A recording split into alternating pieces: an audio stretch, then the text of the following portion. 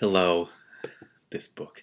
Hi, everyone. This is for Ellen. This is the first of your 2 commissions. This is chapter 15 of Ella Enchanted. How is this? How? Just how? I sobered quickly. What was I going to do with them? How could I arrive at Waxy's farm with 8 ogres in tow? My situation hadn't improved significantly. I was still alive, but not for long. I would have to sleep eventually. Then they'd awaken and remember their true hunger. A twig snapped behind me. I turned and saw a vision. Real one or of 6 knights carrying ropes strode toward me, led by a tall young man. Visions don't snap twigs. And the young man was Char.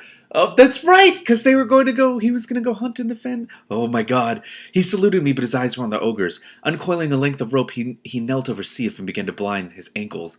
The ogres slept soundly, but they were not unconscious. As soon as he felt the cord tighten, Sif woke with a roar, which shrank to a purr when he saw Char. What an honor, your highness! But why do you bind an ally? He reached down and loosened the rope. That was proper. Char shouldn't have been fettering his friend. But Char pushed Sif's hands aside and tightened the rope again.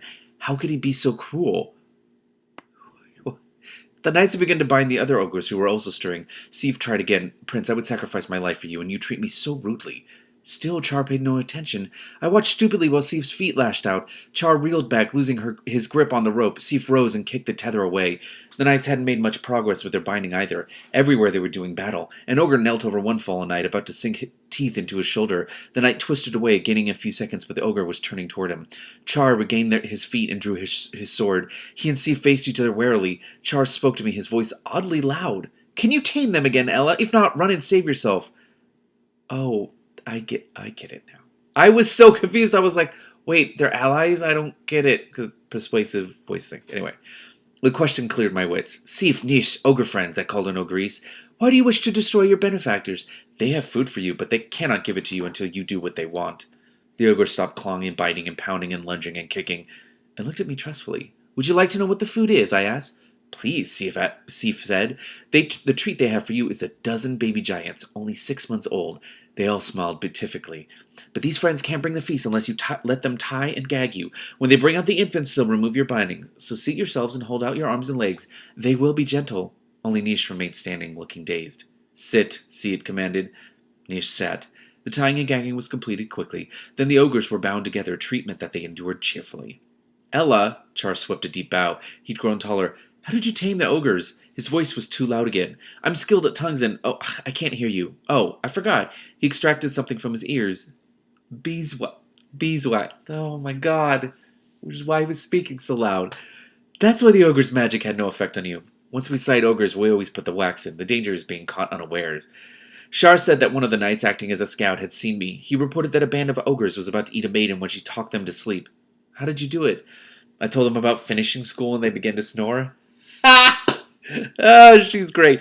Truly, Char stared at me and then laughed. It was delightful to make him laugh. He was always so surprised. How did you really do it? He persisted. I spoke to them in Ogres, and I imitated their oily way of talking. I didn't know if I would succeed. They had already parceled me up. I knew which one was going to eat every bit of me, see if that one wanted my leg. Char moved his own right leg. How did they come upon you?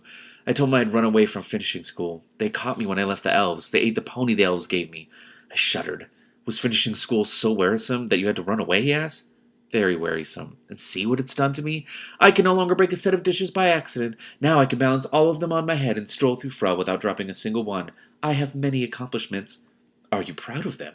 He was alarmed. I nodded solemnly. I wanted to make him laugh again. Would you like to know more? He shrugged, disliking the topic. I went on anyway. To begin with, I could teach these boorish ogres how to eat properly. I seated myself on a large rock. Observe. I plucked an imaginary napkin out of the air, shook it twice, and placed it on my lap. Very ladylike, Char said politely. I shake the napkin twice. That's important. Why? Mice. Char smiled. There were no mice in our court napkins. You're thinking of spiders. The prince contradicts a lady. I picked up an imaginary fork and began to saw at imaginary food. Your meat is tough. You have a low regard for our cooks. Not at all it should be tough. Don't you know why? Tell me. It is mutton. Am I not using a mutton fork? Our manners mistress will believe you're an impostor if you don't recognize a mutton fork when I don't see one. He was laughing. It can only be a mutton fork. How so? See how my fingers are bunched together at the top of the stem? I reached up and caught Char's hand. Ooh, it was square and large. I see what you did there. I extended my index finger. My finger is the fork. You grasp it so. I ranged his fingers around mine. His grip was firm. That's the only correct way to hold a mutton fork. A trout fork is managed differently. I turned his hand over to demonstrate. Angry red welts ran across his palm. The rope burned you. He pulled his hand away. It's nothing. One of the knights is a healer. What else did your manners mistress teach you? I wanted to examine the burns more closely, but I continued. Manners mistress knew your father's opinion about everything. She said he would exile any subject who ate blanc mange from a soup bowl. As a result of her instruction, I could never make such a mistake. Does my father have a special spoon for raspberries and one for blueberries? Certainly. Why wasn't I informed? You should hire Manners mistress. She would die of delight to serve a prince.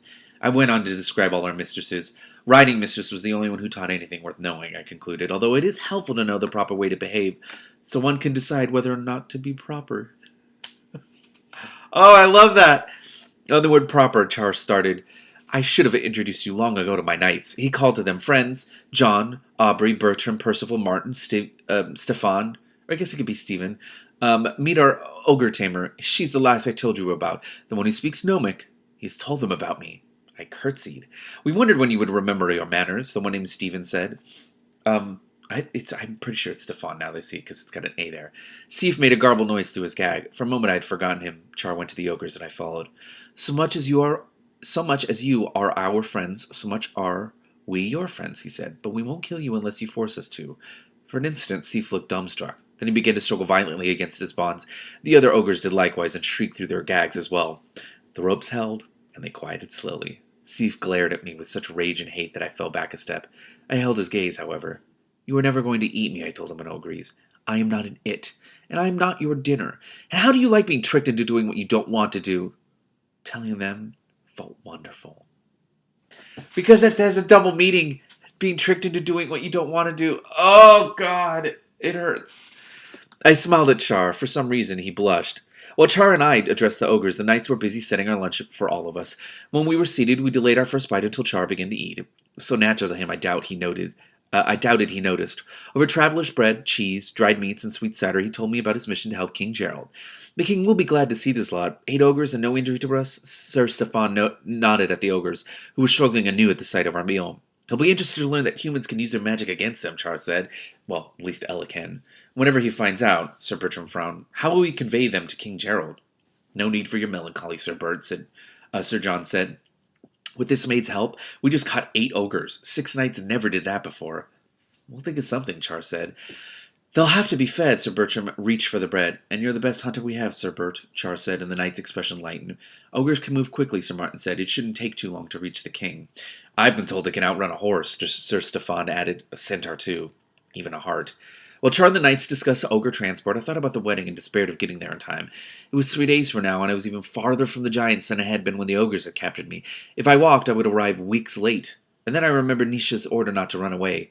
I could not leave anyway. Sir Bertram's gloomy voice penetrated my thoughts. We'll have to drag them. And how can we do that? The young lady can tell them to go wherever we say, Sir Aubrey said. She can come with us and keep them biddable. Let the prince tell us what to do, Sir Stefan said. He knows. Char spoke confidently. You, Stefan, will escort the Lady Ella to her destination, wherever that is. Martin and Percival will ride to my father for assistance. Sir Bert, Aubrey, John, and I shall take turns hunting and guarding the ogres. We'll put the wax back in our ears when we are within earshot of them in case their gags slip. I'd rather stay with you, lads, Sir Martin said. You and Percival are our best scouts. We'll depend on you to get through quickly. Sir Martin nodded. The maiden will be safe with me, Sir Stefan vowed. Unless he talks her to death, Sir Aubrey interrupted. You don't know him, lady. His speech stops only when the stars shine green in a yellow sky. He'll be a better companion than ogres, Char said. But Ella, why don't you go back to Frel when you left finishing school? My father is trading at a giant's farm where a wedding will take place soon. He wrote that giants' weddings are interesting. I thought I'd join him there.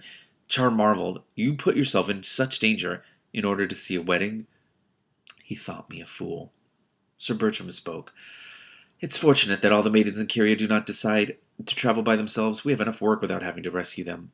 If all the maids in Kyria could tame ogres, Char said, we would have much less to do.